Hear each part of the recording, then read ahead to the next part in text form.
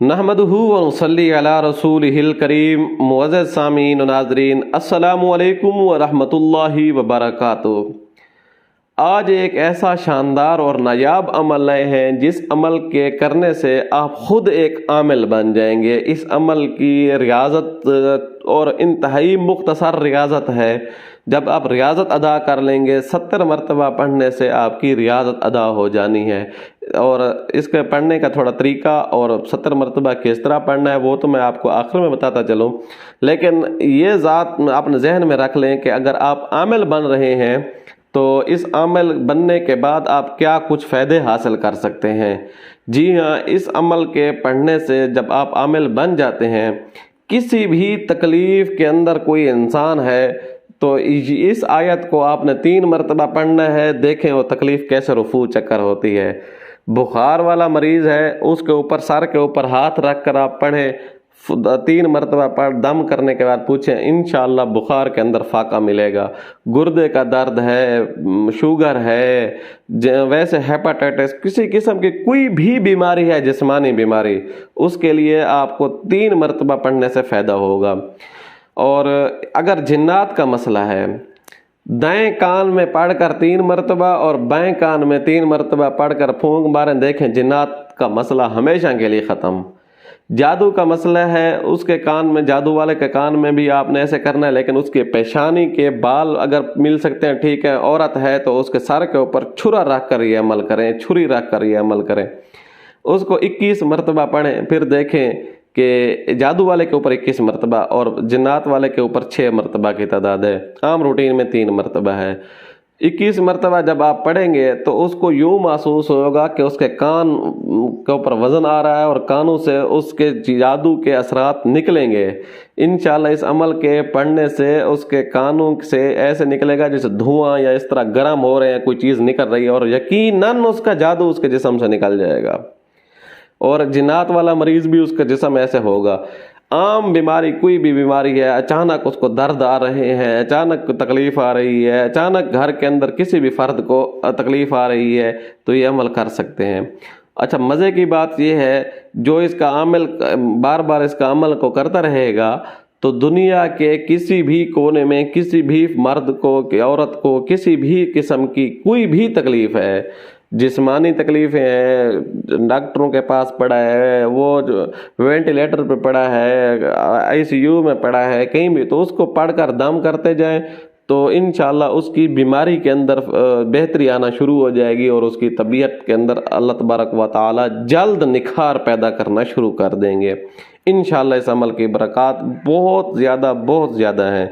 वैसे जो बड़े अमाल होते हैं जादू के हवाले से, जिन्नात के हवाले से, कोशिश करेंगे हम वो भी आपके सामने वक्तन फ़वक्तन डिस्कस करते रहें, लेकिन आज एक छोटा अमल है और ये छोटा अमल आपको बहुत ज़्यादा फ़ायदा दे सकता है। अच्छा, अब चलते हैं इसके पढ़ने का, इसकी रियाज़त कैसे हासिल करनी है। इसकी रियाज़त, आप इस अमल को अपने काबू में लाना चाहते हैं, इस अमल को अगर आप काबू में ला लें, इसके हुनर को चेक कर लें, फिर देखें इसके हुनर जब आप आजमाएंगे तो फिर आपको इसके नतीजे देखें।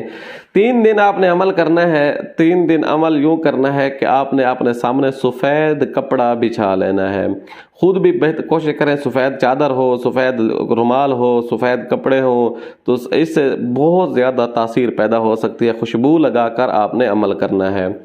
आपने पढ़ना है इस आयत को, कुरान मजीद की सूरत आखिरी पारे की एक सूरत बुरूज है, सूरत बुरूज की आयत नंबर 10 है।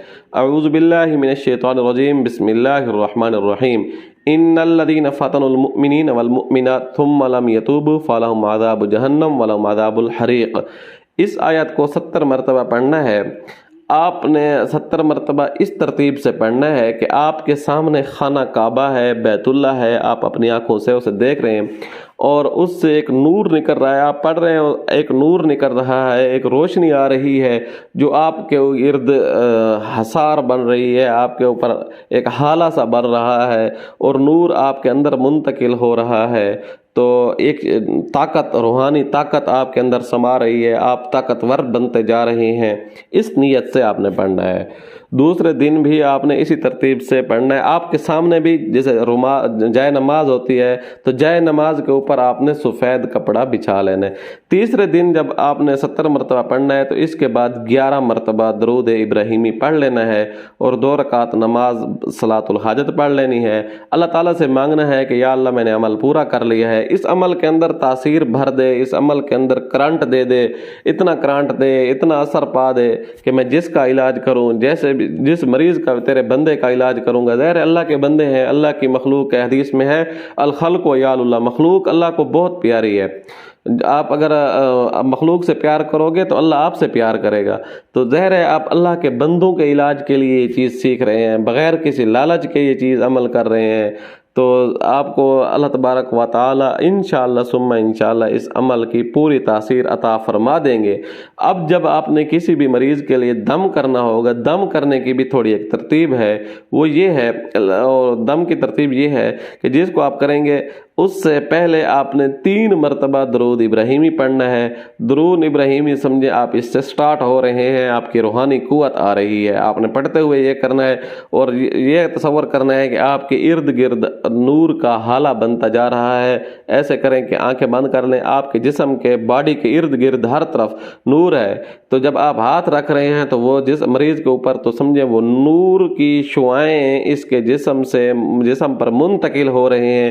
بیماری جس جگہ پر بھی ہے، جس طرح کی بیماری ہے، جیسے بھی ہے، وہ نور کی وجہ سے اللہ تبارک و تعالی اس بیماری کو اس کے جسم سے دور فرما رہے ہیں اور آپ کا اس مریض کا جسم جو ہے بیماری سے پاک ہوتا جا رہا ہے۔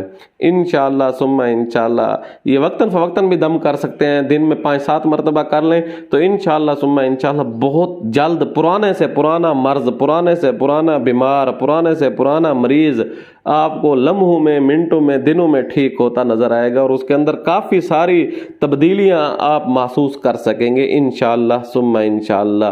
امید ہے آپ کو یہ ویڈیو اچھی لگی ہوگی۔ آنے والی ویڈیو تک کے لیے اجازت دیجیے گا۔